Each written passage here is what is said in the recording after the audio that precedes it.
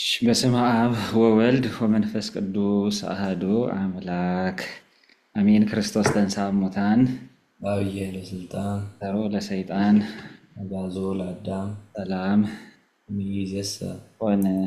ፍስሐ ወሰላም። ሞትን ድል አድርጎ የተነሳው ሞትን ያጠፋልን የዘላለም ሕይወት የሰጠን አምላካችን መድኃኒታችን ኢየሱስ ክርስቶስ ከአብ ከባህሪ አባቱ ከመንፈስ ቅዱስ ከባህሪ ሕይወቱ ከራሱ ጋራ በሞቱና በትንሣኤ ያስታረቀን እስከዚህ ሰዓት በሕይወት በጤና የጠበቀን አምላካችን ክብርና ምስጋና ለእርሱ ይሁን። እንኳን ለብርሃነ ዕርገቱ በሰላም አደረሳችሁ። ለዚህ ታላቅ በዓል ያደረሰን እንግዲህ ይህ በዓላችን ትልቅ በዓል ነው። በእርግጥ ያው በዕለተ ሐሙስ ስለሚውል ትኩረት ሰጥተን አናከብረውም እንጂ ባህሪያችን ከፍ ከፍ ያለበት ቅዱስ ዮሐንስ አፈወርቅ እንደገለጸው ከቅዱሳን መላእክት በላይ ከፍ ከፍ ያለበት በዘባነ ኪሩብ በአብ ዕሪና የተቀመጠበት ዕለት ነውና ትልቅ በዓል ነው። የሰው ልጆች ድህነትንም እግዚአብሔር ጌታችን መድኃኒታችን ኢየሱስ ክርስቶስ ፈጽሞ ወደ ሰማይ ያረገበት ነው። የእኛም እርገት እንዳለን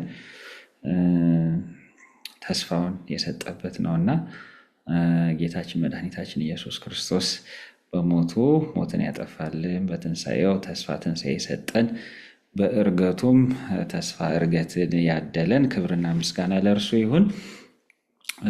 እንግዲህ የጀመርነውን ትምህርት እንቀጥላለን። ያው የተለመዱ ኃጢአቶችን እያየን ነው። በሐልዮ በልማድ የምንሰራቸው ደጋግመን የምንሰራቸው ኃጢአቶችን እየተመለከትን ነው። ባለፈው ጊዜ ቅንዓትን ተመልክተን ነበረ። ዛሬ እግዚአብሔር ቢፈቅድልን ስለ ውዳሴ ከንቱ እንነጋገራለን። ቅንዓት ወይም ራስን ከሌላ ሰው ጋር ማነጻጸር የሚለውን ባለፈው ተመልክተናል። ስለ ቅንዓት ምንነት አንስተናል። ቅንዓት ከውዳሴ ከንቱ ጋራም ያለውን ቁርኝነት ተመልክተናል። እንግዲህ ቅንዓት ፍጻሜው ወደ ጥላቻም የሚያመራ ፍቅርን የሚቃወም ትልቅ ኃጢአት እንደሆነ ባለፈው ጊዜ ተመልክተናል። የቅንዓት ምንጮች ምን እንደሆኑም እንዲሁ በስፋት አንስተናል። ያው ዋናው ትልቁ ነገር እነዚህን ምንጮች ማወቃችን፣ ምክንያቱም በተለይ እነዚህ ፈተናዎች ሳናስባቸው በውስጠ ሕሊና የሚነሱ የሚቀሰቀሱ ብዙ ጊዜም የሚደረጉ ኃጢአቶች ስለሆኑ ዋናው ትልቁ የመፍትሄው ትልቁ መንገድ ምንድን ነው? እነዛን ኃጢአቶች የሚያመጧቸው ምንድን ናቸው? የሚቀሰቅሷቸው ምንድን ናቸው? ትሪገር የሚያደርጓቸው ነገሮች ምንድን ናቸው የሚለውን ነገር መረዳት ስለሆነ በሁሉም ኃጢአቶች ስር ይህንን እያየን እየተመለከትን መተናል እና አንዳንድ ጊዜ የተዛባ አመለካከት የተዛባ አስተያየት ካለን ወይም አንድ የተሳሳተ የተቀበልነው ሀሳብ ካለ ያ ለምሳሌ ለቅንዓት ምንጭ ሊሆን ይችላል። ያው እግዚአብሔር በስጦታው አድሎ አለበት ብሎ ማሰብ ለምሳሌ የቅንዓት መነሻ ሊሆን ይችላል እና እኛ ሁልጊዜ ራሳችን ወደ ማነጻጸር ልንሄድ እንችላለን። ዋናው ግን ምንድነው? ያው ስጦታ ያለው ጸጋ የተሰጠውን በሰዎች እይታም የሚፈለግ ነው ብለን የምናስበው አይነት ስጦታ ያለውን ሰው ማየት መመልከት ነው እና ይህንን ባለፈው ጊዜ ተመልክተናል። ለሌላው የሚያደርሰውንም ጉዳት በመንፈሳዊ ሕይወታችን ላይ የሚያደርሰውን ጉዳት አይተናል። መፍትሄዎቹንም ልክ እንደዚህ ተመልክተናል። ምናልባት ባለፈው ጊዜ ያልነበራችሁ ይህንን እንግዲህ የተቀረጸውም ስላለ ያንን መመልከት ትችላላችሁ። ዛሬ ያው ብዙ ሰዓት እንዳንፈጅ ቀጥታ ወደ ውዳሴ ከንቱ ወደሚለው ነው የምንሄደው። ውዳሴ ከንቱ ወይም ቬይንግሎሪ በጣም አንዱ ትልቅ ከባድ ኃጢአት ግን ብዙ ትኩረትም አንሰጠው ወይም ኃጢአትነቱንና በመንፈሳዊ ሕይወታችን ላይ የሚያደርሰውን ጉዳት ብዙ ማንረዳው ከባድ ኃጢአት ነው። ከባድ በደል ነው። ይህንን ኃጢአት ትንሽ ዘርዘር አድርገን ለማየት እንሞክራለን። ውዳሴ ከንቱ አሁን ይህንን ሐሳብ እንድንረዳው በአይነ ህሊናችሁ አንድ ምስል እንድታስቀምጠው ፈልጋለሁ። አሁን ውዳሴ ከንቱ ማለት በውስጣችን በህሊናችን ውስጥ የምናቆመው የራሳችን ምስል አለ፣ ወይም እንደ ጣዖት አድርጋችሁ ቁጠሩት። የተቀረጸ ምስል፣ ያ ምስል የኛ ምስል ነው። ያንን ያው በእኛ ህሊና ውስጥ እናስቀምጣለን። ከዛ በኋላ ምንድን ነው ውዳሴ ከንቱ የሚያደርገን? የውዳሴ ከንቱ ፓሽን ወይም ኃጢአት ምንድን ነው የሚያደርገን? ምስጋናዎች ሁሉ ተሰብስበው እኛ ላቆምነው ምስል ወይም ጣዖት እንዲቀርብ መሻት መፈለግ ነው። አሁን ይሄ ውዳሴ ከንቱ የሚያመጣብን ጠባይ ምንድን ነው? ሳናቋርጥ ምስጋናዎች ሁሉ ወደዛ ወደ አቆምነው የራሳችን ምስል እንዲመጡ ነው የምናደርገው ማለት ነው። ስለዚህ ያ ማለት ምን ማለት ነው? በእግዚአብሔር ምትክ እኛ ያቆምነው የራሳችን ምስል ይኖራል ማለት ነው። ምስጋናዎች ሁሉ የእግዚአብሔር ምስጋና ሳይቀር ወደ እኛ እንዲመጣ ማለት ነው። ለሌሎች ሰዎች የሚገባው ምስጋናም ወደ እኛ እንዲመጣ መሻት መፈለግ ነው እና ይህ አሁን በጣም ከዚህ አንጻር ስንረዳውና ስንመለከተው ክፉነቱን እናያለን የዚህን ኃጢአት። አሁን ምንድነው በውዳሴ ከንቱ ስንጠለፍ ዋናው ትልቁ ችግር ምንድነው? የትኩረታችን ማዕከል ክርስቶስ መሆኑ ይቀራል፣ እግዚአብሔር መሆኑ ይቀርና ማን ይሆናል ማለት ነው? ራሳችን እንሆናለን ማለት ነው። በውስጥ ያቆምነው ያ ምስል ይሆናል ማለት ነው።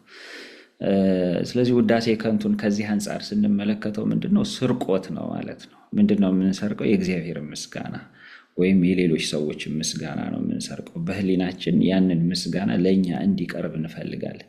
ከራሳችን ህሊና ጋር መነጋገር እንጀምራለን። ምን እያሉኝ ነው? እንዲህ እያሉ እያመሰገኑኝ ነው ወይ?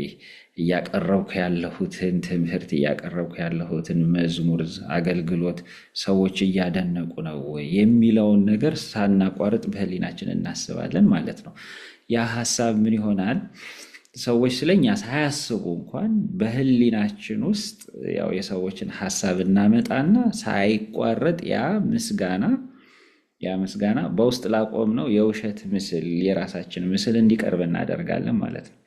ሰዎች ህሊናቸው ምናልባት እኮ ሌላ ሀሳባቸው እኮ ሌላ ቦታ ላይ ይሆናል። በእኛ ህሊና ውስጥ ግን እኛ ስለምንሰራው ስራ ሲያመሰግኑ እንሰማቸዋለን ማለት ነው። እኛ ስለምናደርገው ስለምናቀርበው ነገር ምስጋና ሲቸሩን ሲያደንቁን እናያለን ማለት ነው። እና ይኸውን ምንድነው? ስርቆት ነው። በተለይ ደግሞ በመንፈሳዊ አውድ ላይ ስንመለከተው ምንድነው? የአምልኮት ስፍራ ላይ እኛ ተራ ባሪያዎች ነን፣ እንዲያውም የማንጠቅም ባሪያዎች ነን። ጌታችን እንደተናገረ እኛ አፈርና ትቢያ ነን። በዛ ቦታ ላይ መመለክ የሚገባው፣ በዛ ቦታ ላይ ሊከብር የሚገባው፣ በዛ ቦታ ላይ ትኩረትን ሁሉ የሰዎችን ልቡ ሁሉ ሊወስድ የሚገባው ማነው? የተሰቀለው ክርስቶስ ነው። ክብር ሁሉ የሚገባው ለእርሱ ነው። ጉልበት ሁሉ ሊሰግድ የሚገባው ለእርሱ ነው። አንደበት ሁሉ ሊዘምር የሚገባው ለእርሱ ነው። ከሰዎች ሁሉ አንደበት የሚወጣው ምስጋና ሊሄድ የሚገባው ወደ ማን ነው? ወደ እግዚአብሔር ነው፣ ወደ ክርስቶስ ነው። ስለዚህ አሁን ያ ስርቆት ይሆንብናል እና በመዝሙረ ዳዊት ላይ በተለይ ይሄ ውዳሴ ከንቱን ስናስብ በእግዚአብሔር ቦታ ስንገባ ራሳችንን ከክርስቶስ በላይ ዋና ስናደርግ ማዕከል ስናደርግ ይህንን የቅዱስ ዳዊት መዝሙር በህሊና መዘመር ያስፈልጋል። መዝሙር 113 ቁጥር 9 ላይ እንግዲህ በእንግሊዝኛው ወይም በሌላው አቆጣጠር 115 ቁጥር 1 ላይ ነው የሚገኘው። ለእኛ አይደለም አቤቱ ለእኛ አይደለም፣ ነገር ግን ለስምህ ስለ ምሕረትህና ስለ እውነትህም ምስጋና እንስጥ። በቃ እኛ ስፍራ የለንም፣ እኛ ቦታ የለንም እና ምስጋና ሁሉ ክብር ሁሉ ሊሰጥ የሚገባው ለክቡር ስሙ ነው። ስለ ምሕረቱና ስለ እውነቱ ምስጋና ሳናቋርጥ መስጠት ያለብን ለአምላካችን ለእግዚአብሔር። ስለዚህ ውዳሴ ከንቱ ሁል ጊዜ በህሊናችን ውስጥ እንዲህ ያሉ ጥያቄዎች እንዲፈጠሩ ያደርጋል ማለት ነው። ማን አየኝ? ማን እያየኝ ነው? ማን ትኩረቱን እኔ ላይ እያደረገ ነው? ስለ እኔ ምን እያሰቡ ይሆን ሰዎች? ይህንን ሳቀርብ፣ ይህንን ሳደርግ፣ ይህንን ስሰራ ሰዎች እያዩኝ ነው ወይ? አማይ ቢንግ ኖቲስድ፣ በቃ እየታየሁኝ ነው ወይ የሚለው ነገር ህሊናን ሳያቋርጥ የሚገዛ ሀሳብ ይሆናል ማለት ነው። ለዚህ ነው ውዳሴ ከንቱ አሁን በልቦናችን ውስጥ ያለውን ትኩረታችንን ሁሉ ይወስድና ወዴት ያደርገዋል ማለት ነው? ወደ ራሳችን ያደርገዋል ማለት ነው። መታየትን፣ መመስገንን፣ መደነቅን፣ ከሌላው የተሻሉ መሆንን ወይም ደግሞ መስሎ መታየትን። አሁን በእርግጥም እኮ ያው ከሌላ የተሻለ ምንም ነገር ላይኖረን ይችላል። ግን ያ የውዳሴ ከንቱ ሀሳብ ግን በውስጥ ምን አድርጎ ነው ክቦ የሚያሳየን? ከሌሎች እንደምንሻል፣ ሳንማር የተማርን፣ ሳናውቅ ሊቆች እንደሆንን፣ ሳንረዳ የተረዳን አዋቂዎች እንደሆንን ነው የሚነግረን በውስጥ። ምክንያቱም ቅድም እንዳልነው ልክ እንደ ጣዖት አምልኮ ነው። ጣዖት አምልኮን ስንመለከት አሁን ያ የሚቆመው ምስል የማያይ፣ የማይሰማ፣ የማይናገር እንጨት ደንጊያ ነው፣ የተጠረበ ደንጊያ ነው። ግን ሰዎች ግን ምንድነው እንደሚያይ እንደሚሰማ አድርገው ከፍ ከፍ ያደርጉታል እና አምላክ ያደርጉታል የማየውን የማይሰማውን። እና ልክ እንደዚሁ ሆነ ውዳሴ ከንቱም ሳንሆን የሆነውን አንዳንድ ጊዜ እንደዛም እንዲሰማን ያደርጋል ማለት ነው። እና ያንን እንዲህ ያለውን ነገር ይሄ መታየት፣ መመስገን፣ መደነቅን ከሌሎች የተሻልኩ ነኝ የሚለውን ሀሳብ እንደው ሳናቋርጥ እንድናድነው፣ ሳናቋርጥ እንድንፈልገው የሚያደርግ ነው ማለት ነው። ጌታችን መድኃኒታችን ኢየሱስ ክርስቶስ ይህ ኃጢአት ክፉ ስለሆነ ገና በመጀመሪያው ስብከቱ፣ በተራራው ስብከት በምንለው በመጀመሪያው ጉባኤው ስለ መንፈሳዊ ምግባራት ሲያስተምር፣ ስለ ጾም፣ ስለ ጸሎት፣ ስለ ምጽዋት ሲያስተምር ልንጠነቀቅ የሚገባን ከዚህ ኃጢአት እንደሆነ አስተምሮናል።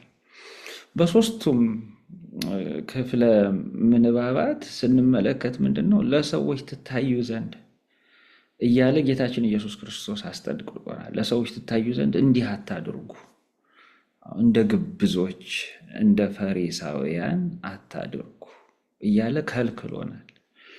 አሁን በጌታችን በኢየሱስ ክርስቶስ ትምህርት ውስጥ ካየን ጾም አስፈላጊ ነው ወይስ አይደለም? ጸሎት መጸለይ ያለብን ወይስ አይደለም? የለብንም? ጸሎት ለምን ያስፈልጋል? ምጽዋት ለምን ያስፈልጋል? አይደለም ትልቁ ጥያቄው። እሱማ እንዲያውም ትምህርቱን ካየነው ሳይታለም የተፈታ እንደሚባለው ነው። በቃ ያ ግድ ነው። ጾም፣ ጸሎት፣ ምጽዋት ስለሚያስፈልግ ጌታችን እንዲያውም የሄደው ወደየት ነው? ምክንያቱም ጌታችን በዚህ ክፍል ላይ እያስተማረ ያለው የፍጹምነት ትምህርት ነው። ወንጌልን ነው እያስተማረን ያለው። ሕግጋቱን ነው ከፍ እያደረጋቸው የመጣው። አሁን ከዛው አቀጥሎ እኮ አያይዞ በዚህ በተራራው ስብከት ላይ የሚያስተምረን ምንድን ነው? ለቀደሙት አትግደሉ እንደተባለ ሰምታችኋል። እኔ ግን እላችኋለሁ ወንድሙ በከንቱ የሚቆጣ ጨርቃን ብሎ የሚሰድበው ሁሉ የገሃነመ እሳት ፍርድ ይገባዋል እያለ ነው የሚያስተምረው። እና ሕጉን ፍጹም እያደረገ ነው የሚያስተምረው። እና አሁን በዚህ ላይ ጹሙ፣ ጸልዩ፣ ምጽዋት ስጡ አይደለም ትምህርቱ። እሱማ መሰረታዊ ትምህርት ነው። መሰረታዊ ትምህርት። አሁን ትምህርቱ ምንድን ነው? ስትጾሙ፣ ስትጸልዩ፣ ምጽዋት ስትሰጡ ያለ ውዳሴ ከንቱ አድርጉት። ምስጋና አትሹበት። ለሰዎች ትታዩ ዘንድ አትፈልጉ። እንደዛማ አድርገው የሚሰሩ ፈሪሳውያን አሉላችሁ፣ ግብዞች አሉላችሁ። ምጽዋት ሲሰጡ መለከት እየነፉ ሰዎችን ሰብስበው በአደባባይ በምኩራብ አዋጅ አስነግረው እገሌ በዚህ ቀን ምጽዋት ሊሰጥ ነው እያስባሉ ምጽዋት የሚሰጡ እነሱ አሉላችሁ። የእናንተ ጽድቅ ግን ከፈሪሳውያን ጽድቅ ሊበልጥ ይገባል። ምክንያቱም በዚህ ትምህርት ላይ አሁን ትምህርቱንም እያየን ከሆነ ጌታችን ኢየሱስ ክርስቶስ የሰማዩ አባታችሁ ፍጹም እንደሆነ እናንተም ፍጹማን ሁኑ። ብልጫችሁ ይህንን እያደረጋችሁ ይህንን የምትተው ከሆነ ብልጫችሁ ምንድን ነው? ከአሕዛብ ብልጫችሁ ምንድን ነው እያለ ነው እያስተማረ ያለው። እና በዚህ በትምህርት ውስጥ አንዱ በጣም ትልቅ ስፍራ ሰጥቶ በተለይ ከነዚህ የክርስትና ሕይወት የመንፈሳዊ ሕይወት ምሰሶዎች የሆኑትን እነዚህን ምግባራት ሲያስተምር ልንጠነቀቅበት የሚገባ ትልቁ ነገር ምንድን ነው ብሎን ያስተማረን? ሚውት አድርጎ ምንድን ነው ብሎን ያስተማረን? ከውዳሴ ከንቱ መጠበቅ፣ ለሰዎች ትታዩ ዘንድ አትጾሙ፣ አትጸልዩ፣ ምጽዋትም አትስጡ። እንዲሁም ሸሽገን እንድናደርገው ምጽዋት ስንሰጥ ቀኛችን የሚሰጠውን ግራችን እንዳያይ፣ ጸሎት ስንጸልይ ተደብቀን ደጃችንን ዘግተን በስውር የሚሰማ በስውር የሚያይ ሰማያዊ አባታችንን ብቻ አይተን ተመልክተን እንድንጸልይ፣ ስንጾም ፊታችንን እንደው ጿሚ መስለን ለመታየት ሳይሆን ዘይት እየተቀባን እንድንጾም፣ ፊታችንን እየታጠበ እንድንጾም ጌታችን እነዚህን ሁሉ ያስተማረው በእርግጥ ምስጢር ቢኖረውም አሁን ምንድነው ዋናው ትልቁ መልእክት ግን ምንድነው? የመጀመሪያው ከፊት ያለው ትርጉም ምንድነው? ምንድነው? ለሰዎች እይታ አታድርጉ።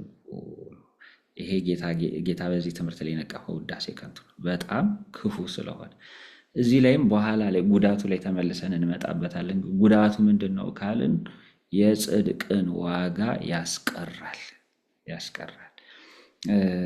ፍሬ አልባ ያደርጋል፣ ደክመን እንዳልደከምን ሰርተን እንዳልሰራን ያደርጋል፣ ምስጋናችን በምድር እንዲቀር ያደርገዋል። ስለዚህ ይሄ ውዳሴ ከንቱ እንዲህ ባዶ የሚያደርግ ስለሆነ ጌታችን ነቅፏል። ጌታችን ኢየሱስ ክርስቶስ እንዲሁ ከአይሁድ ጋር ባደረገው ምልልስ የዮሐንስ ወንጌል ምዕራፍ 5ንም ስንመለከት ጌታችን ኢየሱስ ክርስቶስ ምን ብሏል? እኔ ከሰው ክብርን ልቀበል አልሻም፣ ከባልንጀራችሁ ክብርን የምትመርጡ ከአንድ እግዚአብሔርም ክብርን የማትሹ እናንተ እንዴት ልታምኑ ትችላላችሁ? እያለ አይሁድን ሲወቅሳቸው እናያለን። አሁን ስለ ውዳሴ ከንቱ ስናነሳ ምንድነው ማለት ነው? ክብርን ከሰው መቀበል መሻት ማለት ነው። ውዳሴ ከንቱ ማለት ከእግዚአብሔር ክብር የሰውን ክብር መምረጥ ማለት ነው። ወይም እግዚአብሔር ሊሰጠን ያለውን ክብር ሰዎች በሚሰጡን ክብር መተካት ማለት ነው። ስለዚህ ጌታችን በዚሁ ላይ ያስጠንቅቆናል። ከባልንጀራችሁ ክብርን የምትመርጡ ከአንዱ ከእግዚአብሔር ክብርን የማትሹ እናንተ እንዴት ልታምኑ ትችላላችሁ? ያሁን አምልኮታችንን የእምነት ህይወታችንን ሁሉ ሊያበላሽ የሚችል ነውና ውዳሴ ከንቱ ጌታችን ኢየሱስ ክርስቶስ በዚህ መንገድ የገለጸው ለዛ ነው። የማቴዎስ ወንጌል ምዕራፍ 6 ዮሐንስ ወንጌል ምዕራፍ 5 ላይ የተጠቀሱት የጌታችን የኢየሱስ ክርስቶስ ትምህርቶች ስለዚህ ኃጢአት ምንነት ያሳዩናል። በተለይም ትኩረት ልንሰጠው የሚገባ መሆኑን ይነግሩናል። በአጠቃላይ ውዳሴ ከንቱ ራሳችን ላቆም ነው፣ በውስጣችን በልባችን ለተከል ነው፣ ለራሳችን ምስል ምስጋናን ሁሉ ወስዶ መስጠት ነው። ትኩረትን ከክርስቶስ ወደ ራስ ማዞር ነው። ወይም ሰዎች ስለኛ ምን እያሉ ነው የሚለው ላይ ማድረግ ነው። ትኩረትን የተሰቀለው ክርስቶስን ሳይሆን በሰዎች አእምሮ ውስጥ የኛ ምስል ምን ይመስላል የሚለው ትኩረታችን ይሆናል ማለት ነው። እንግዲህ ስለምንነቱ ይህን ያህል ካልን ውዳሴ ከንቱ ደረጃዎች አሉት። አሁን ደረጃዎችንም ከዚህ በፊትም ስናነሳ ነበር። በሌሎቹም ኃጢአቶች ላይ አጠቃላይ የህሊና ኃጢአቶችንም ስንመለከት እነዚህ ኃጢአቶች የሚያልፉበትን ደረጃ ተመልክተናል። ያው ሐሳቡ መንፈሱ አንድ ነው። ያው እንደዚህ አይነት ኃጢአቶች የሚጀምሩት መጀመሪያ ባለፈው ስንነጋገር እንደተነጋገርን ይሄ የመጀመሪያው ጥንስስ ሐሳብ የመጀመሪያ ሐሳብ አለ፣ ሰጀሽን፣ ይሄ ፕሮቮኬሽን ያልነው ትንኮሳው ማለት ነው። እና አሁን ከውዳሴ ከንቱ አንጻር ስንመለከተው ያ ምን ይሆናል ማለት ነው? አሁን ሰዎች እያዩኝ ነው የሚል ሊሆን ይችላል። አሁን ህሊናችን ላይ የሚፈጠረው ሐሳብ የሆነ ነገር እየሰራን ነው፣ እያስተማርን ነው፣ እየዘመርን ነው፣ እያገለገልን ነው፣ ምጽዋት እየሰጠን ነው፣ ጸሎት እየጸለይን ነው፣ እየጾምን ነው፣ የሆነ ነገር እያደረግን ነው። ብቻ መልካም ነገር፣ በጎ ነገር፣ የጽድቅ ነገር። በእርግጥ ይህን ስንነጋገር አሁን ውዳሴ ከንቱ መንፈሳዊ የጽድቅ ስራም ላይሆን ይችላል። ይሄ በሽታ በሌሎችም ነገሮች ላይ ሊያልፍ ይችላል። ዓለማዊ ትምህርት ላይ፣ ስራ ቦታ ላይ፣ በቃ ሁሉን የምናደርገውን ነገር በአጠቃላይ ከሰዎች ምስጋና በመፈለግ ላይ ያተኮረ እንዲሆን ያደርገዋል ማለት ነው። እና ክፉ በሽታ ነው።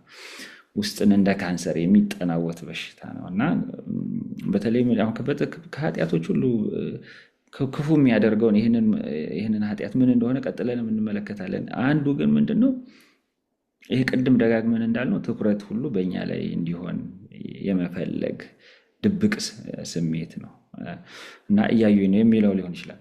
ወይም እያቀረብኩት ያለውትን ነገር አሳምሬ እያልኩት ነው፣ አስተካክዬ እያልኩት ነው፣ ሰዎች በዚህ ደስ እያላቸው ነው የሚል ይሆናል ማለት ነው። እና አሁን ይሄ ምንድን ነው?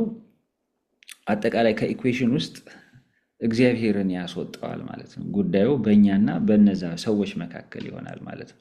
እንግዲህ ቅድም የነገርኳችሁን በአእምሯችሁ ላይ ሳሉት ያልኳችሁን ምስል ከተመለከታችሁት የሚፈለገው ነገር ምንድን ነው? እኔም በዙሪያ ያሉ ሰዎችም ሁሉ ምስጋናችንም ትኩረታችንም ወደ ማን እንዲሆን ነበር? ወደ ክርስቶስ እንዲሆን ነበረ። አሁን ውዳሴ ከንቱ ግን ምንድነው? ያንን የሰዎችን ሁሉ ሀሳብና ትኩረት ቢሳካልንም ባይሳካልንም ግን ያው ውዳሴ ከንቱ የሚሻው ነገር ግን ምንድነው? ያ ሁሉ የሰዎች ሁሉ ትኩረት ምን ይሆናል? ተጠልፎ መጥቶ ወደ እኔ እንዲሆን መፈለግ ነው። ወደ እኔ እንዲሆን መፈለግ ነው። እና ይሄ የመጀመሪያው ሀሳብ እንዲህ የሚሉት ሀሳቦች ናቸው፣ የዚህ አይነት ተመሳሳይ ሀሳቦች። ስለዚህ እነዚህ ለይተው ማወቅ ያስፈልጋል። አሁን ቀጥሎ የሚመጣው ምንድነው? ይሄ ሀሳቡን ተቀብሎ እዛ ሀሳብ ውስጥ ዱዌል ማድረግ ወይም መቆየት። ለምሳሌ አሁን ቅድም እንዳልነው በአእምሮ የሰዎችን አስተያየት ማምጣትና መስማት ሊሆን ይችላል። መስማት ማለት እነሱ እየተናገሩ አይደለም፣ ግን እኛ በምናብ ውስጥ አምጥተን ስለነዛ ሰዎች ልንሰማ እንችላለን። በቃ አሁን ለምሳሌ ምስጋና የሚያቀርብ ሰው፣ የሆነ ነገር የሚያደርግ ሰው፣ በተለይ በሰው ፊት የሚታዩ አገልግሎቶቻችን ለውዳሴ ከንቱ በጣም የተጠቁ ናቸውና እነዛ ሰዎችን እናመጣና ስለኛ አስተያየት ሲሰጡ እንሰማቸዋለን። ስለኛ አስተያየት ሲሰጡ እንሰማቸዋለን። በምናባችን የእነሱ ምስጋና መቀበል እንጀምራለን። ስለዚህ አሁን ምንድነው? በቃ ተጠለፈ ማለት ነው ነገሩ ሁሉ። እነሱ ምስጋና ማቅረብ የነበረባቸው ወደ ክርስቶስ ነው። የእኛም ትኩረት መሆን የነበረበት ከምስጋናው ጋራ ማድረግ የነበረበት ሕሊናችን ወደ ክርስቶስ ነው እና እንዲህ አድርጎ እንደ አምልኮታችንን የሚያበላሽ አገልግሎታችንን ፍሬ አልባ የሚያደርግ ነው እና ይሄ ሁለተኛው ደረጃ ላይ እዛ ላይ እንሆናለን ማለት ነው። ያው ሶስተኛው ምን ይሆናል? በተለይ ባለፈውም አንስተናል። ይሄ ራስን ማነጻጸር ውስጥ እንገባለን ማለት ነው። ምክንያቱም ይሄ ክፉ መንፈስ ምንድነው? ውስጥ ላቆምነው ምስል ምስጋና ሁሉ ተሰብስቦ እንዲመጣ ከመፈለጉ አንጻር ምንድነው? ሌሎች ሰዎች ከኛ የተሻሉ ካሉ፣ ብዙ ሰዎች እያደነቋቸው ያሉ፣ በብዙ ሰዎች እየተመሰገኑ ያሉ ሰዎች ካሉ ምን ይሆናሉ ማለት ነው? ጠላቶቻችን ይሆናሉ ማለት ነው። ምክንያቱም ያን ያቆምነውን ምስል እየተቃወሙ ነው ማለት ነው። ለዛ ምስል ሊቀርብ የሚገባው ምስጋና እየተሻሙ ነው ማለት ነው። እና ሳንፈልግ እንግዲህ አሁን በሕሊናችን ውስጥ ይሄ ውዳሴ ከንቱ ሀሳብ እየፈጠረብን የሚሄደው እንዲህ ያለ ነገር ነው ማለት ነው። እና አራተኛው ደረጃ ላይ ስንደርስ አሁን ብዙ ጊዜ የምታዩት ነገር አለ፣ በጣም የምንፈተንበት ነገር። በቃ አሁን ይሄ ነገር ውስጣችን እየለመደ ሲመጣ ምን እንሆናለን ማለት ነው? የሰዎች ምስጋና ላይ መደገፍ እንጀምራለን። ያ ማለት ምን ማለት ነው? ሰዎች ካላዩን፣ ሰዎች ኢግኖር ካረጉን፣ ስለሰራነው ነገር በጎ አስተያየት ካልሰጡን፣ ስለሰራነው ስላደረግነው ነገር ማስተካከያ ከጠቆሙን እንቆጣለን፣ እናደዳለን። ያለነው ምንድነው ማለት ነው? የሰዎች ሀሳብ ላይ፣ የሰዎች ምስጋና ላይ በጣም ዲፔንድ እያደረግን ነው ማለት ነው፣ እየተደገፍን ነው ማለት ነው። እና ሰዎች ካላመሰገኑን የምንቆጣው ለዛ ነው፣ ምንናደደው ለዛ ነው፣ ውስጣችን የሚበሳጨው ለዛ ነው። ሲጀመርም ግን እኮ እያገለገልን የነበረው፣ እየሰራን የነበረው፣ እያደረግን የነበረው ለሰዎች አልነበረም ስንነሳ። ግን ይሄ በመሀል ላይ የተጠለፈው ነገር ግን እዚህ ደረጃ ላይ ያደርሰናል። ሲቀጥል ያው ባለፈው ስላነሳ ነው ወደ ቅንዓት ይመራናል። ቅንዓቱ እየዋለ እያደረ ወደ ትዕቢት ያደርሰናል። እና ይሄ ውዳሴ ከንቱ ክፉ በሽታ ነው ያልነው ከዚህ ሁሉ አንጻር ነው ማለት ነው። እንግዲህ በመንፈሳዊ ሕይወታችን ላይ የሚያደርሰውን ጉዳት የተወሰነውን እየነካካ ነው መተናል። ግን በነጥብ ለማስቀመጥ ያህል እና ያልተዳሰሱ ነጥቦችንም እንዲሁ አካቶ ለማስቀመጥ ያህል መጀመሪያ ያው እስካሁን ከሰጠነው ገለጻ አንጻር ውዳሴ ከንቱ የመጀመሪያው ጉዳቱ ቅንዓትን ይወልዳል። ከሰዎች ምስጋናና ክብር መፈለግ፣ ክብር በተሰጣቸው በሚመሰገኑ ሰዎች እንድንቀና ያደርገናል። የአሁኑ የምስጋና የመፈለጉና ምስጋና የመሻቱ የማያቋርጥ ስሜት እንዲኖር ስለሚያደርግ ይሄ በሽታ ማለት ነው፣ የውዳሴ ከንቱ በሽታ ያንን ጠባይ ስለሚያመጣ በሌሎች ሰዎች እንድንቀና ያደርገናል። ስለ ቅናት ባለፈው ስላነሳን ያው ተመልሰን አንመለከተው። እንግዲህ በሌላ መልኩ ደግሞ ስናየው ምንድን ነው ውዳሴ ከንቱ ማለት አሁን ንጽጽር ውስጥም ስለሚከተን ማን ነው ከኔ በላይ እየተመሰገነ ያለው የሚል ሀሳብ ህሊናችን ላይ ስለሚፈጥር ምንድነው የበላይነትን መሻት ነው ማለት ነው። ከሰዎች ሁሉ በላይ እንድንሆን መፈለግ ነው። ያንን የሚቃወም ነገር ሲኖር ምንድነው ራሳችንን እናነጻጽራለን። በምን ምክንያት ለምን የሚል ነገር ያመጣል ውስጣችን። ያ ደግሞ መልሶ ቅንዓትን ይወልዳል። እንግዲህ አሁን በሌላ ፐርስፔክቲቭ ስንመለከተው ማለት ነው። እና ይሄ አንዱ ትልቁ ነው፣ ወደ ቅንዓት ወደ ትዕቢት የሚያደርስ ኃጢአት መሆኑ አንድ ጉዳት ነው። ሁለተኛ የምናነሳው ይህንን ኃጢአት እንዲሁ በጣም ክፉ የሚያደርገው ኃጢአት ምንድነው? በጽድቅ ስራዎች ውስጥ ይሸሸጋል፣ ይደበቃል። ለዚህ ነው ምንነቱንም አንዳንድ ጊዜ የማናውቀው። ለምሳሌ መጸለያችንን ብቻ ሊሆን ይችላል እያየን ያለ ነው፣ ግን ጸሎታችን ከውዳሴ ከንቱ ጋር ከሆነ እየቀረበ ያለው ማስቀደሳችንን ብቻ ከሆነ የምናየው፣ ግን ስናስቀድስ ድምፃችንን ከሌላው ሰው ድምፅ ከፍ አድርገን የምናውቀውን ያጠናነው ዜማ ላይ ስንደርስ በቀኛ አዋቂዎች ሊቆች ሆነን ለመታየት የምናደርገው ሽቅድድም ካለስ ያ ሁሉ እኮ አሁን በቅዳሴው አገልግሎታችን ላይ ራሱ በዛ በታላቁ ጸሎት ውስጥ ራሱ ውዳሴ ከንቱ ተሸሽጎ ሊገባ ይችላል ማለት ነው። በጸሎት ሰዓት ስንጾምም ልክ እንደዚሁ በጾማችን ውስጥ ውዳሴ ከንቱ መሻት ሊገባበት ይችላል።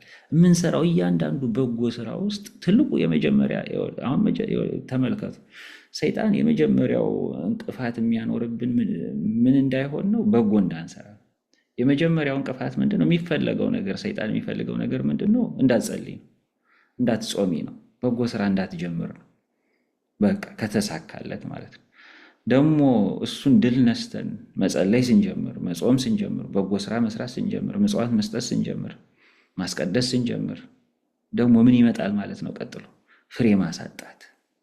በቃ ያንን ያውን ጸልየን ጸሎቱን ለውዳሴ ከንቱ፣ ጾምን ለውዳሴ ከንቱ፣ በጎ ስራ ሰርተን በጎ ስራውን ለሰዎች ምስጋና ትተን ሰማያዊን ክብርና ዋጋ እንድናጣ ማድረግ ነው። ወይም ቢያንስ ደግሞ ሙሉ ዋጋ እንዳንቀበልበት ማድረግ ነው። እና ይሄ በጣም የውዳሴ ከንቱ በጣም በጣም በጣም እንደውም አንደኛ ትልቁ ደረጃ ክፉ ማንነቱ ምንድን ነው? ይሄ ነው። በጽድቅ ስራዎች ውስጥ የሚሸሸግ ነው። የጽድቅ ስራዎችን ዋጋ ቢስ የሚያደርግ ነው። ከዚሁ ደግሞ የበለጠ የባሰው ነገር ደግሞ ምንድን ነው? ከውዳሴ ከንቱ ለመሸሽ መዳኛ ናቸው ብለን የምናደርጋቸው ነገሮች ራሱ መልሶ ያጠቃል እና በቃ አሁን ይሄ ከውዳሴ ከንቱ ማምለጫ መንገድም መውጫ ቀዳዳም የሌለ ይሆናል ማለት ነው። በቃ ምንም መፍትሄ የሌለው ችግር ይሆናል። ለምሳሌ አሁን እኔም ራሴ አሁን ስለ ውዳሴ ከንቱ እየተናገርኩኝ ነው፣ ግን ይህን ሁሉ ነገር ሳስተምር በልቤ ውስጥ ውዳሴ ከንቱ ሊኖርብኝ ይችላል። ስለ ውዳሴ ከንቱ እያስተማርኩ ራሱ ውዳሴ ከንቱን መፈለግ ሊኖር ይችላል። ይህንን ነው እያለን ያለ ነው። ጸሎት መፍትሄ ነው። ጸሎታችንን ግን ውዳሴ ከንቱ ሊይዘው ይችላል፣ ራሱ ነው ማለት ነው። ራሱ ለምሳሌ አንድ ሰው በቃ ስለ ራሴ ብዙ እያወራሁኝ ነው ሊል ይችላል። ይህን እንደ ችግር ሊያዩ ይችላል። በቃ ስለ ራሴ ብዙ እያወራሁኝ ነው፣ ስለ ራሴ ብዙ ማውራቴ በቃ የሰዎች ምስጋና በመፈለግ ነው፣ ስለዚህ ይህን ነገር ማቆም አለብኝ ይልና ያንን ለማቆም ይሞክራል። ሲያቆም ደግሞ ምን የሚል ፈተና ይመጣበታል? ራስን በመሰወርህ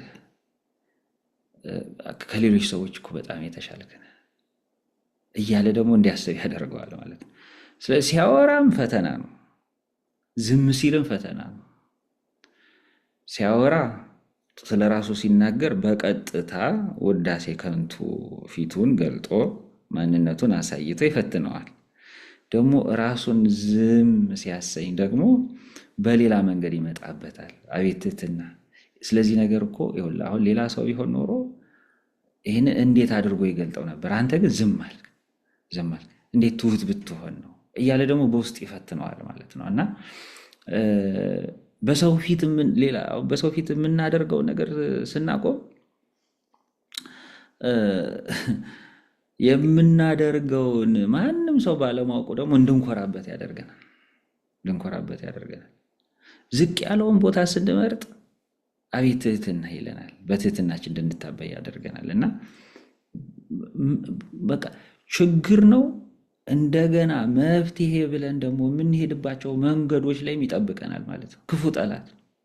ክፉ ጠላት ምንነቱን አውቀን ስንቃወመው እንደገና በመቃወሚያው መንገድ መፍትሄ በሚሰጠን መንገድ ላይም ይጠብቀናል ማለት ነው። እና በተለይ ይሄ ባለፈው በቅርብ ጊዜ ያነበብነው 30 Steps to Heaven የሚለው መጽሐፍ ላይም በደንብ ጸሐፊው አብራርተውታል። ዘላደር ሁላቸውም በተለይ ይህንን ሀሳብ ከሁሉም ስቴፖች በተለይ ምናልባት የራሴ ችግርም ስለሆነ ሊሆን ይችላል እና በደንብ እንደው ከመቀመጫ ብድግ እያልኩኝ የማነበው ክፍል ያንን ነው እና ጥሩ ሆኖ የተገለጸ በቃ የኛ ማንነት ይሄ እንደዚህ አብራርተን የማናየውን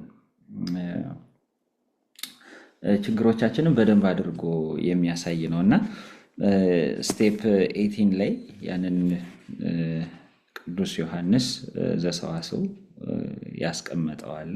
እንደገና ደግሞ እኚህም ጸሐፊ ያብራሩበት ክፍል አለ እና እዛ ላይ አሁን ቅድም ይህንን ሳብራራ የነበረውን ለምሳሌ ጸሐፊው ምን ብለዋል?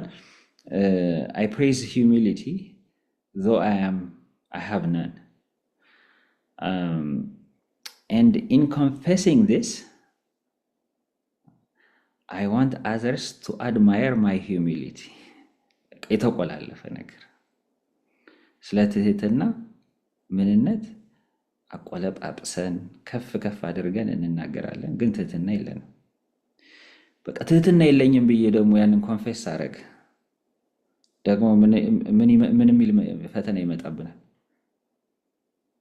በቃ ሰዎች ደግሞ በዚህ አቤት የገሌ ትህትናው ብለው ደግሞ እንዲያደንቁን ደግሞ መፈለግና መሻት በውስጣችን እንዲያድርብን ያደርገናል። ተመልከቱ። ይቀጥልና ጸሐፊ ምን ይላል? አሁን እዚሁ ቦታ ላይ I am writing this book only to discover that in doing so I condemn myself. I criticize others for criticizing others. And I speak about people behind their back for doing the very thing I am doing myself.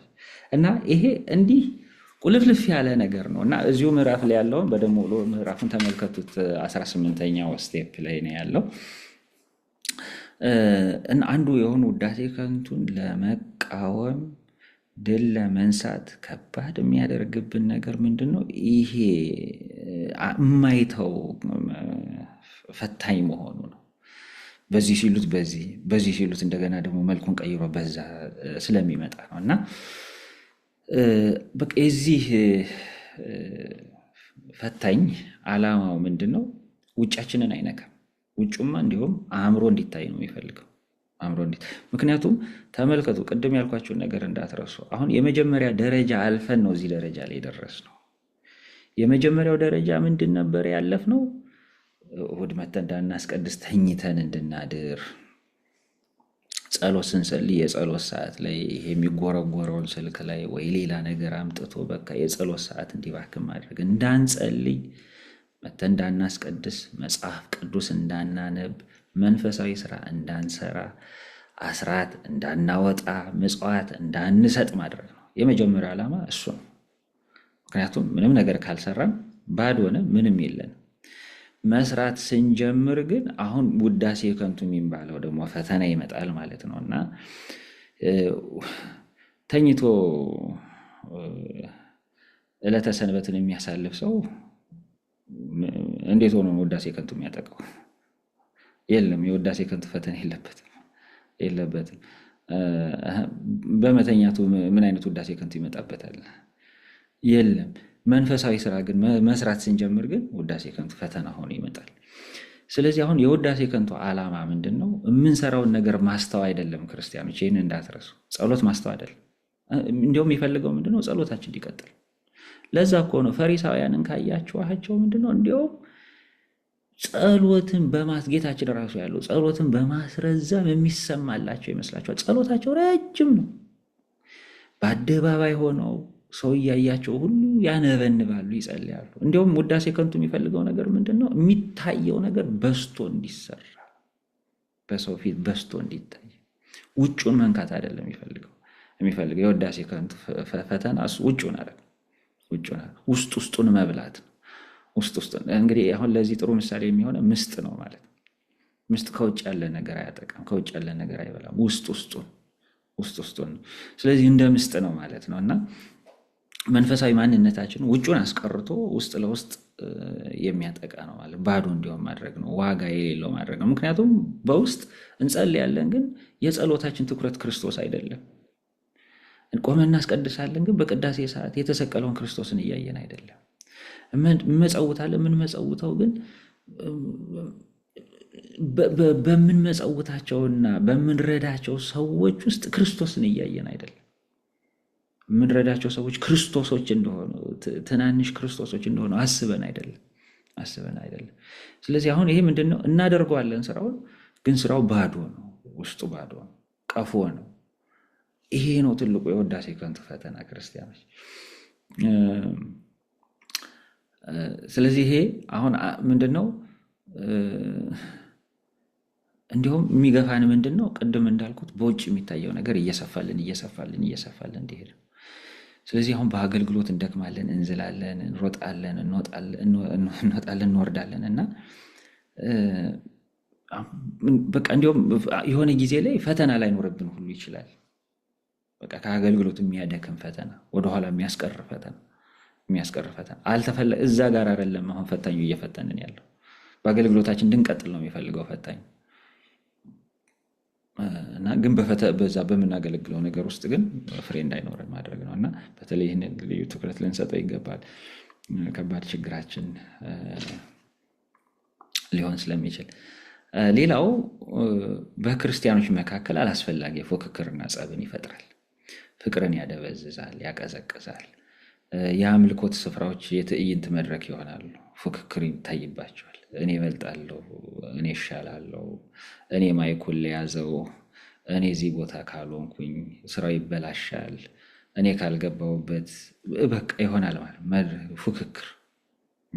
ፉክክር ይሆናል። እና ይሄ ፌሎሺፕ ክርስቲያን ኮሚዩኒቲ የምንለውን ነገር ራሱ ማለት ነው ቤተ ክርስቲያን የምንለው የክርስቲያኖችን አንድነት ህብረት ያጠፋል ማለት ነው። እና ይሄ ከውስጥ የጀመረው ያ ፍላጎት ይንጸባረቃል ማለት ነው። እና በዙሪያ ያሉ ሰዎች ምንድነው አሁን ቅድም ብያቸዋለሁ፣ ያችን ምስል እንዳትረሷት።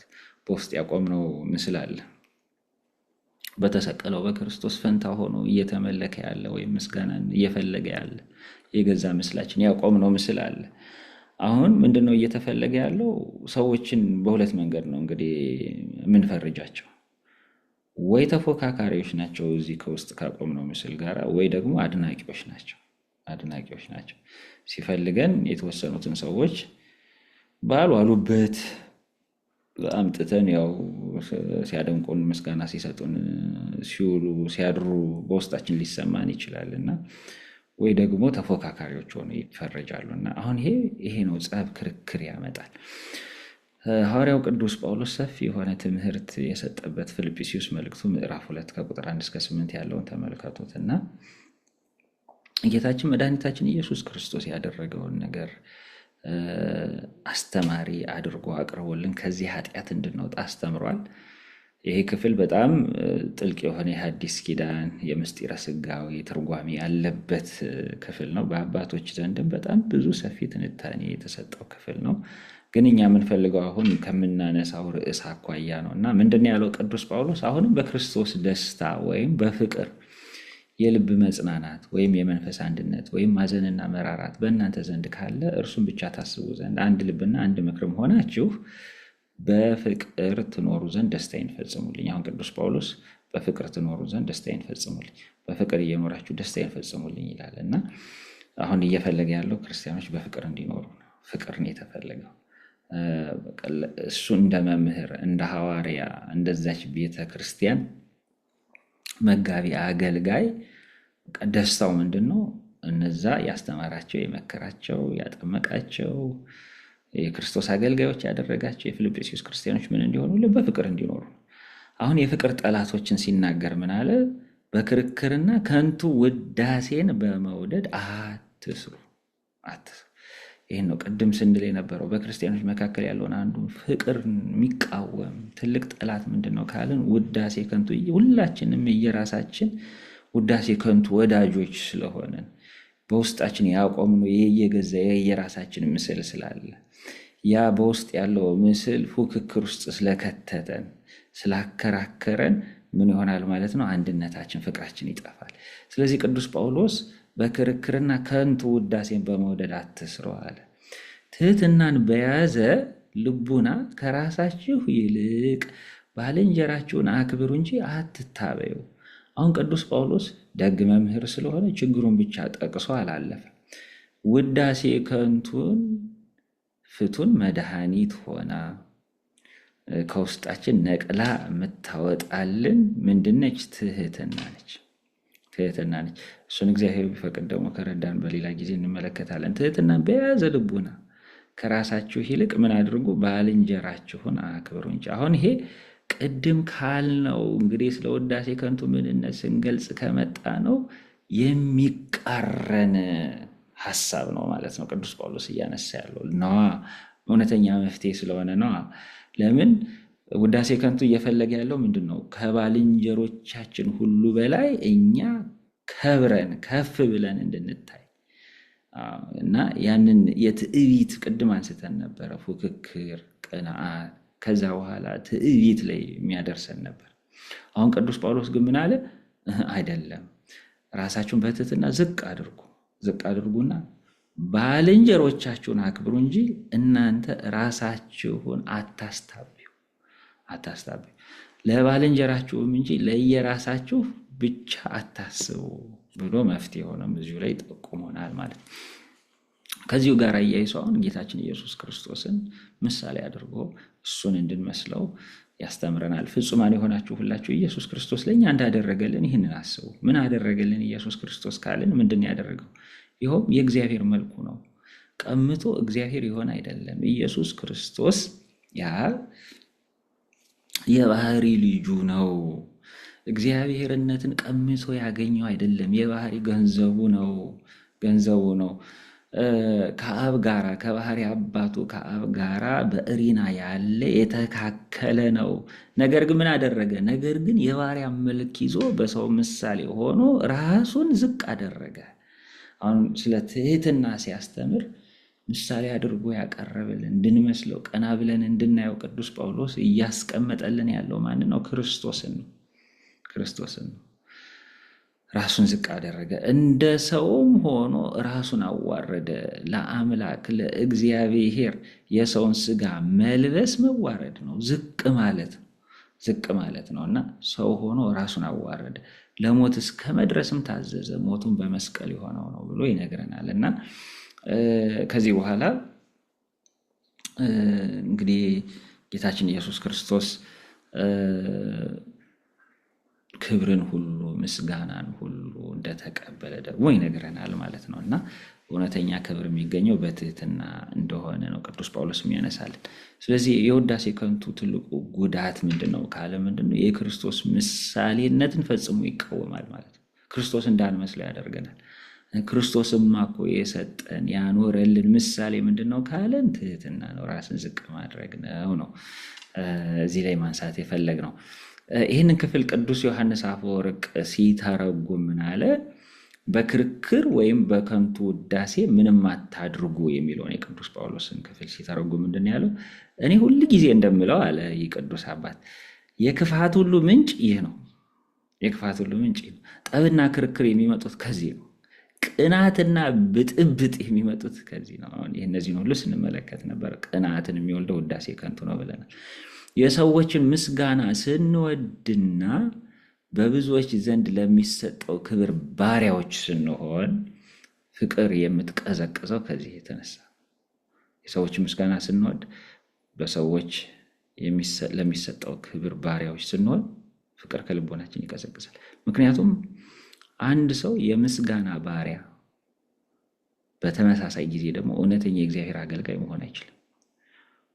ሁለት ጌቶችን ማገልገል አይቻልም። For it's not possible for a man to be the slave of praise and also a true servant of God. እውነተኛ የእግዚአብሔር አገልጋይም እንደገና ደግሞ የውዳሴ ከንቱ ባሪያም መሆን አንችልም። ለዚህ ነው ቅዱስ ጳውሎስ በክርክር ወይም በከንቱ ውዳሴ ምንም ነገር አታድርጉ ያለ። ስለዚህ ይህን ነገር ከልባችን ነቅለን ማጥፋት ያለብን ልንጋደለው የሚገባ ትልቅ ኃጢአት እንደሆነ እንግዲህ ከዚህ ሁሉ እንረዳል። ጉዳቱ ብዙ ነው። መፍትሄ እንግዲህ መፍትሄው ላይ እንነጋገርና ትምህርታችንን እንጠቀልላለን። ለዚህ ኃጢአት መፍትሄ መፈለግ በጣም ከባድ እንደሆነ ቅድም ተናግሬያለሁ። በጣም ከባድ ነው። መፍትሄውን ራሱ መልሶ ስለሚያጠቃው ማለት ነው። እና መፍትሄ ብለን ያዘጋጀነውን ያንን በህሊናችን ላይ የመጣውን ሀሳብ ለመቃወም የምናመጣውን መፍትሄ ራሱ ውዳሴ ከንቱ ስለሚጠልፈው መፍትሄ ማምጣት በጣም ከባድ ነው። ሆኖም ግን ደግሞ ብዙ ልናደርጋቸው የምንችላቸው ነገሮች አሉ። በነዛም መትጋት ያስፈልጋል። አንደኛ መጀመሪያ ላይ የምናነሳው ምንድነው? አጠቃላይ መፍትሄው ትኩረትን ከራስ ላይ ማንሳት ወይም ሰዎች ለእኛ ከሚሰጡት አስተያየት ስለ ትኩረታችን በውስጥ ያቆምነው ምስል ወይ ደግሞ ሰዎች ምን እያሉ ነው የሚለው አይደለም መሆን ያለበት። ትኩረታችን መሆን ያለበት የተሰቀለው ክርስቶስ ላይ ነው። ትኩረታችን መሆን ያለበት በሰማይ ያለው እውነተኛ አምላካችን እግዚአብሔር ላይ ነው ማለት ነው። እና ዋና ውዳሴ ከንቱ ያጠፋብን ነገር ይሄ ነው፣ የሚያጠፋብን ነገር ይሄ ነው። እና ትኩረታችን ከእግዚአብሔር ላይ፣ ትኩረታችን ከክርስቶስ ላይ ያነሳል። ስለዚህ ይህንን እንደ አጠቃላይ መፍትሄ እንየውና ሌላው ምንድነው? አሁን በውስጥ የተወሰኑ ነገሮች እናነሳለን። በውዳሴ ከንቱ የተጠለፈን አስተሳሰብ ንቁ ሆኖ መለየት ያስፈልጋል። አሁን ትልቁ እንግዲህ መፍትሄዎች ላይ ሁል ጊዜ የምናነሳ ይሄን ንቃት እያለን ያለነው ነገር ነው። ውዳሴ ከንቱን በተመለከተ ደግሞ ስናነሳ ምንድነው? ትኩረት ማድረግ ይኖርብናል። አሁን በቃ ህሊናችን መጠበቅ አለብን። እረኞች መሆን አለብን ለህሊናችን። ወደ ሀሳቦች እነዚህ በውዳሴ ከንቱ የተጠለፉ ሀሳቦች ወደ አእምሯችን ሲመጡ መለየት አለብን። በስም መለየት፣ በቃ ይሄ ውዳሴ ከንቱ ነው ማለት መቻል አለብን። we should catch the phrase። አሁን ህሊናችን ውስጥ የሚመጡት እነዚህ የውዳሴ ከንቱ ቀስቃሽ ሀሳቦችን ቅድም ስናነሳ ነበር። ለምሳሌ የሆነ ነገር እያደረግን I hope people are noticing የሚል ነገር ሰዎች እያዩ ቢሆን የሚል ምኞት ውስጥ ሲመጣ በቃ ይሄ ነው፣ እዛ ጋር ነው እየተጸነሰ ነው፣ ውዳሴ ከንቱ እየተጀመረ ነው። እነዚህን አስተሳሰቦቻችንን መያዝ ያስፈልጋል። እዛች ሰዓት ላይ ነው አሁን መፍትሄ ማምጣት ያለብን፣ ህሊናችን ማረም ያለብን። ለምንድን ነው ሰዎች እንዲያዩ የሚፈልገው? ምን ያደርግልኛል? ይህ ነገር የማደርገው ሰዎች እንዲያዩልኝ ነው ወይ? ለማን ብዬ ነው እያደረግኩት ያለሁት? ምን እንዳገኝበት ፈልጌ? የሰዎች ክብር ጌታችን እንደነገረ ወይስ የእግዚአብሔርን ክብር ፈልጌ? የትኛው ይሻለኛል እያለን ህሊናችን መውቀስ አለብን። ያንን ሀሳብ መግታት አለብን። እና ሌላው ምንድነው? አሁን ውዳሴ ከንቱን የሚቀሰቅሰው ነገር ምንድነው? የሰዎች ምስጋና ነው። በምናደርገው በምንሰራው ነገር ሳንፈልግም፣ እኛ ምክንያት ሳንሆንም ሳንቀሰቅስም ሰዎች መጥተው ሊያመሰግኑን ይችላሉ። ሁለተኛ እንደዚህም በሚሆንበት ሰዓት አሁንም መጠንቀቅ ያስፈልጋል። ያለ አቅማችን አጉል ትሑታን መሆን እንደገና ለሌላ ውዳሴ ከንቱ ይዳርገናል። አንዳንድ ሰው ያው ሰዎችም የሚያመሰግኑትን ምስጋና ወዲያው እዛው ለማስቆም ሲሞክር እሱ ራሱ ሌላ ፈተና ያመጣበታል። እኔ ምስጋና አይገባኝ፣ ምስጋና ለእግዚአብሔር ነው የሚገባው ሲል ምንድነው የሚሆነው? አቤት ያንተ ትህትና የሚል ደግሞ ሌላ ደግሞ ፈተና ይመጣል ማለት ነው። እና ቅድም እንዳልኩ እንደዚህ አይነት አደጋ ባለበት ቦታ ላይ ሰዎች ያመስግኑን፣ ግን ያንን ምስጋናቸውን አንቀበለው በውስጣችን። ምክንያቱም በተሳሳተ አድራሻ የተላከ ምስጋና ነው። አድራሻው ትክክለኛው አድራሻ መሆን ያለበት ቀራንዮ ወይ ደግሞ ሰማይ ቤት ወይ ለክርስቶስ የተላከ ምስጋና ነበር መሆን ያለበት። ተሳስተው እኛ ጋር አመጡት። ስለዚህ ድምፃችንን ሳናሰማ በህሊናችን ውስጥ ያንን ምስጋና ለክርስቶስ ማስተላለፍ ነው። ቅድም ያነሳ ነው የቅዱስ ዳዊት መዝሙር ሰዎች እንደዛ ሲያመሰግኑ ለእኛ አይደለም፣ ለእኔ አይደለም፣ አቤቱ ይሄ ለእኔ አይደለም፣ ነገር ግን ለስምህ ነው፣ ስለ ምሕረትህና ስለ እውነትህ ምስጋናን እሰጣለሁ።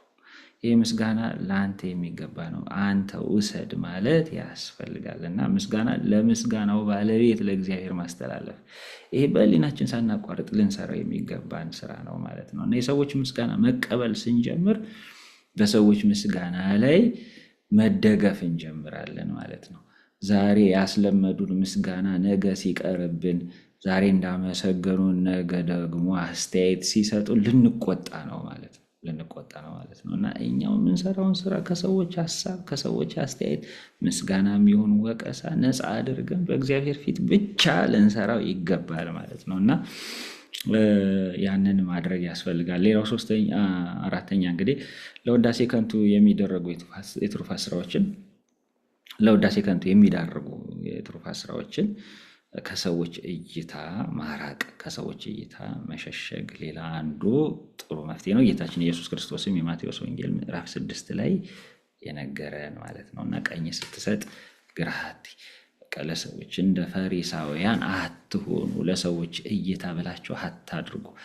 በተለይ ይሄ ደግሞ የትሩፋት ስራዎች ላይ በአዋጅ የታወጁ ስራዎች ላይ አይደለም። ይሄ አዋጅን የሚመለከት አይደለም። ለምሳሌ ቅዱስ ቁርባንን መቀበል የትሩፋት ስራ አይደለም። እንደው እኛ ወስደን ለተወሰኑ ቆራቢዎች ብለን ለምንጠራቸው እኛ ራሳችን ለፈጠርነው ግሩፕ የሰጠነው ነገር ስለሆነ ነው እንጂ ስጋውና ደሙን መቀበል የክርስቲያኖች ሁሉ ግዴታ ነው። ይሄ ትሩፋት ስራ አይደለም፣ ህግ ነው እና እንዲህ ያሉትን ተሰብስቦ መጸለይ፣ የህብረት ጸሎት፣ የአንድነት የማህበር ጸሎት፣ ቅዳሴው፣ የአዋጅ አጽዋማት። አሁን አብይ ጾም ላይ ምን ውዳሴ ከንቱ አለ? ሁሉም ሰው እንዲጾሙ የታዘዘ ነገር ነው እና እነሱን አይደለም። በተለይ የትሩፋት ስራ ለምሳሌ ከታዘዙት የአዋጅ አጽዋማት ውጭ ጾም የምንጾም ከሆነ በንስሐ አባታችን ታዞልን ከንስሐ አባታችን ጋር ተመካክረን እንደው የምንሻው ነገር ኖሮ ሱባኤ የምንገባበት ነገር ኖሮ ነው የምንጾመው። ጾም ሲኖር ለምሳሌ አሁን ያንን መሸሸግ ያስፈልጋል። ለሰው አይገለጥም። ቤተክርስቲያን ይህንን ስርዓት አድርጋ የሰራችልን ለዚህ ነው፣ ከውዳሴ ከንቱ እንድንጠበቅበት። ምጽዋት ስንሰጥ አስራት ገሌ ሰጠ ይባል፣ አሁን ውዳሴ ከንቱ የለውም ነበር። አሁን ስለማንሰጥ ነው አሁን እሱ ራሱ ሌላ ውዳሴ ከንቱ የሚያመጣ እንደው ትልቅ ስራ የሰራ የሚያስመስለው እንጂ አስራትም ህግ ነው። ግን ከ9 ላይ ስንሰጥ ደግሞ ትሩፋት ነው። አሁን እሱን መሰወር፣ ከአይን መሸሸግ፣ ከሰዎች አይን መሸሸግ ያስፈልጋል እና ስለዚህ እንዲህ ያሉትን የትሩፋት ስራዎች በድብቅ ማድረግ የሚቻል ከሆነ ደግሞ ለውዳሴ ከንቱ ከሚዳርጉ ስራዎች ወይም አገልግሎቶች በሰው አይን የማይገቡ አገልግሎቶችን መምረጥ የሚቻል ከሆነ፣ ይህንን ስንል ደግሞ ያው በመድረክ ላይ የሚያገለግሉ አገልጋዮች ሁሉ መጥፋት አለባቸው እያለ ሁሉም እንደየጥሪው ነው የሚያገለግለው እና የሚያስተምሩ ሰዎችም የሚያስተምሩ፣ የሚዘምሩ ሰዎችም የሚዘምሩ፣ በመድረክ ላይ አገልግሎት ያላቸው የሚያስተባብሩ ሰዎችም ኃላፊነት የተሰጣቸው ሰዎችም መኖር አለባቸው። ግን እንደው ምርጫው ካለን ግን በሰዎች አይን የማይገቡ አገልግሎቶችን መምረጥ፣ ውዳሴ ከንቱ የማያመጡ ስራዎችን መምረጥ ተገቢ ነው። እንግዲህ ቅዱስ ዮሐንስ አፈወርቅ ሌላው ምንድነው ቅድም ባነሳነው የፊልጵስዩስ ምዕራፍ 2ን ሲተረጉም፣ ምክንያቱም ቅዱስ ጳውሎስ መልእክቱን ሲናገር ምን ብሏል? ቅድም እንዳልኩት አሁን በክርክርና ከንቱ ውዳሴን በመውደድ አትስሩ ካለ በኋላ ግን ምንድን ያለን? ትህትና በያዘ ልቡና ከራሳችሁ ይልቅ ባልንጀራችሁን አክብሩ እንጂ አትታበዩ የሚለው ይህ መፍትሄ ነው። የውዳሴ ከንቱ መፍትሄ ነው እና ቅዱስ ዮሐንስ አፈወርቅም ያንን ነው የሚለን እና የሌላውን ሰው ክብር በደስታ መቀበል። ውዳሴ ከንቱን አንዱ የሚቃወም ቅድም ብለናል እና የሰዎች ምስጋናም ለራስ መውሰድ ስለሆነ ጠባዩ ያንን መቃወም ያስፈልጋል። ሰዎች ሲመሰግኑ፣ ሰዎች ክብር ሲያገኙ ያንን በደስታ እየተቀበሉ መሆናችንን ማረጋገጥ አለብን እና ያም ካልሆን እዛ ላይ መስራት አለብን። ችግር ነው ማለት ነው በራሱ። በተግባር ሲተረጎም ደግሞ የተመሰገነውን ሰው ማመስገን፣ ምስጋና የሚገባው ከሆነ ቢያንስ ለዛ ሰው እንኳን በአንደበት በቃል ባንል በህሊናችን ልናመሰግነው ይገባል። በውስጣችን ልናመሰግነው ይገባል። ባደረገው ነገር ደስተኞች ልንሆን ይገባል። ያንን ሰው አሁን ምንድነው ውዳሴ ከንቱ ጠባይ አንዱ ምንድነው? ሌላ ሰው ከኛ በልጦ መታየት ስለሌለበት ሌሎች ሰዎች በጎ ሲሰሩ ምንድነው የሚያሳስበን? የእነሱን ስራ ማሳነስ፣ መቀነስ ያንን ነው የሚያመጣው። ግን እኛ ያው የሰሩትን ስራ እንዲሁም አብዝተን ሳናሳንስ ሰው ኃጢአቱን ነው መንሸሽግለት፣ በጎ ስራውን ደግሞ ማመስገን ያስፈልጋል። ከበጎ ስራው አይደለም መቀነስ ያለብን፣ ከኃጢአቱ ነው መቀነስ ያለብን፣ ኃጢአቱን ነው መሸፈን ያለብን እና ያንን ከማድረግ መቆጠብ። ደግሞ ስለ ስጦታውና ስለተደረገው ነገር ደግሞ የሰጪ የበጎ ስጦታ ሁሉ ሰጪ ባለቤት እግዚአብሔር ስለሆነ እግዚአብሔርን ማመስገን። ይህንን በማድረግ እንድንተጋ ቅዱስ ዮሐንስ አፈወርቅም አስተምሮናል። ሌላው ትልቁ ነገር ቅድም እንዳነሳው ትህትናን መለማመድ አለብን፣ እግዚአብሔር ይፈቅድ። ስለዚህ በሌላ ጊዜ እንመጣበታለን። በአጠቃላይ ግን ቅድም ሳነሳ እንደነበረው ውዳሴ ከንቱን መታገል፣ ውዳሴ ከንቱን መዋጋት ለብዙዎቻችን ምናልባት ብዙ ዓመት የሚፈጅ የረጅም ጊዜ ምናልባትም እንግዲህ እስከ ዕለተ ሞታችን ድረስ ማናሸንፈው ተዋጊ ሊሆን ይችላል።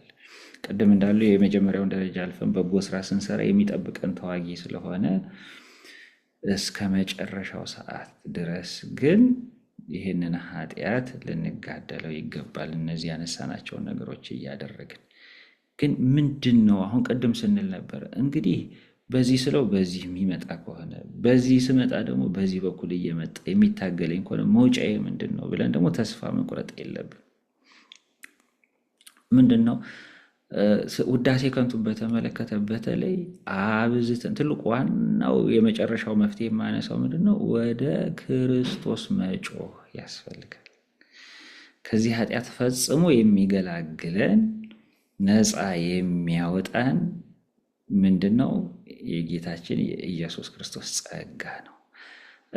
ይህን ኃጢአት መጋደላችንን አይቶ ቁርጠኝነታችንን አይቶ የሆነ ጊዜ ላይ የሆነ ወቅት ላይ እንግዲህ ከዚህ ኃጢአት ፍቱትና ይሂድ፣ ልክ አልዓዛርን መግነዙን ፍቱለትና ይሂድ እንዳለው መላእክቱን ልኮ ይህንን ተዋጊ ከኛ የሚያረቅልን እውነተኛ የመጨረሻው መፍትሄ ይህንን ኃጢአት ድል የምነሳበት መፍትሄ የክርስቶስ ጸጋ ነው። ቅድም እንዳልኳቸው ያለዛ እስከ መጨረሻው ሰዓት ድረስ ግን ይሄ የማይሄድ ተዋጊ ነው፣ በዚህም በዛም የሚዋጋ ነው እና ስለዚህ ምንድነው ካልን ቅዱስ ጳውሎስ በሮሜ መልእክቱ ምዕራፍ 7 ላይ የጸለየውና የጮኸው ጩኸታችን መሆን አለበት። ምን የሚለው? በልቦናዬ ውስጥ ያለ የእግዚአብሔር ሕግ መልካም ነው፣ ነገር ግን በሰውነቴ ውስጥ ያለው ሌላ የኃጢአት ሕግ እመለከታለሁ። በልቦናዬ ውስጥ ካለው ከእግዚአብሔር ሕግ ጋር ተሰልፈው ተዋጉ። በሰውነቴ ውስጥ ያለው ያ የኃጢአት ሕግ በረታና ወደ እርሱ ማረከኝ።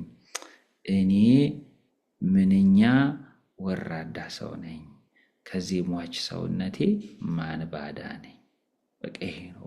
በቃ አሁን ልናደርግ የምንችለው ነገር ምንድን ነው? ወደ ክርስቶስ መጮህ። ከዚህ ሟች ከሆነው ውዳሴ ከንቱ ከሚጠልፈው ከሚያሸንፈው ሟች ሰውነቴ ማን ባዳነኝ? ድል ልነሳው ከማልችለው ከዚህ ብርቱ ተዋጊ ማን ባዳነኝ ብለን ወደ ክርስቶስ መጮህ ነው፣ ወደ ክርስቶስ መጣራት ነው እና በጸሎት ልንተጋ ይገባል። አምላካችን እግዚአብሔር ይርዳን። እንግዲህ ቅድም እንዳልኩ ስለ ውዳሴ ከንቱም ስንናገር የምንናገረውን ነገር ራሱ መልሶ ውዳሴ ከንቱ የሚያመጣ ነውና ሕሊናችንና አምላካችን ፈጣሪያችን መድኃኒታችን ኢየሱስ ክርስቶስ ከዚህ ጦርነት ነፃ አድርጎን የምንጸልየውን ጸሎት በንጹህ ሕሊና እንድንጸልይ የምንሰራውን በጎ ስራ ሁሉ ከውዳሴ ከንቱ ነፃ ሆነን እንድንሰጥ እንድናደርግ እንድናገለግል ሁላችንንም ይርዳን። የእናታችን የእመቤታችን የምልጃዋ በረከት አይለየን። ይቆየን። ወስብሐት ለእግዚአብሔር ወለወላዲቱ ድንግል ወለመስቀሉ ክቡር አሜን።